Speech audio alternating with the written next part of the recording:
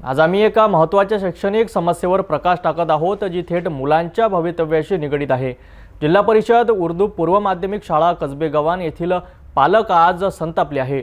शाळेत शिक्षकांची तीव्र कमतरता असून या विरोधात त्यांनी थेट आंदोलनाचा इशारा दिला आहे।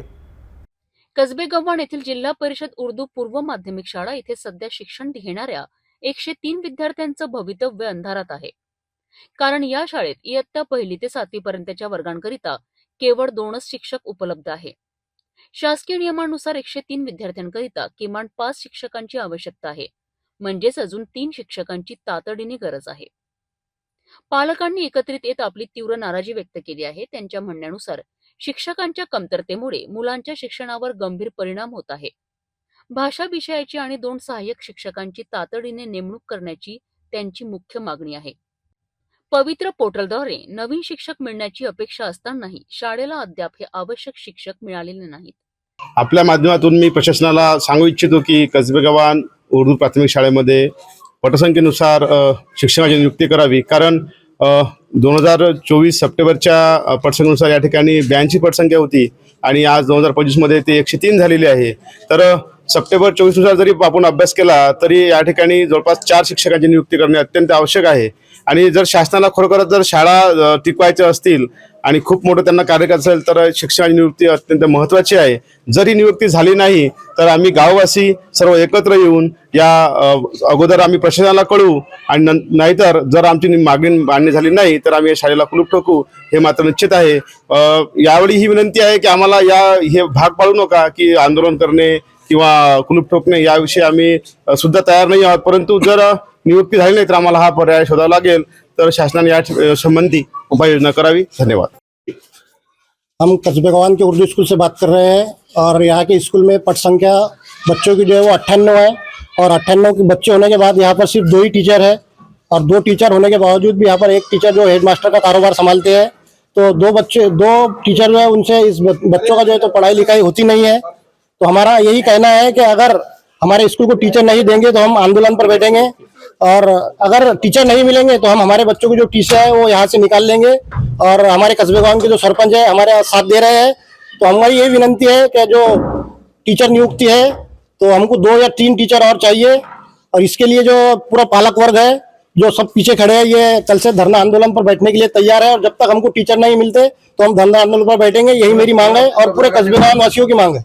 और मी जे पालक आहो माझे नातू आहेत ते शाळेमध्ये 4 आहेत आणि इथं शिक्षक 2 आहेत। आम्हाला 5 शिक्षक पाहिजे।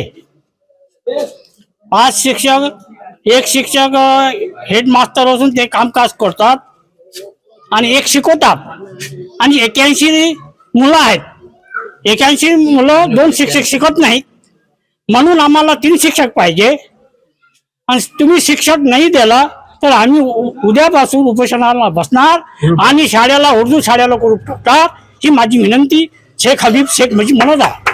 जर येत्या आठवड्यात या मागणीची दखल घेतली गेली नाही तर शाळेत कुलूप लावण्यात येईल, रस्त्यावर उतरून आंदोलन करण्यात येईल आणि सर्व विद्यार्थ्यांचे दाखले काढून घेण्यात येईल असा स्पष्ट इशारा पालकांनी दिला आहे। कसबे गव्हाणचे सरपंच शशिकांत मंगळे यांनीही या मागणीला पाठिंबा दर्शवत प्रशासनाने गांभीर्याने दखल न घेतल्यास ठिय्या आंदोलनाचा इशारा दिला आहे।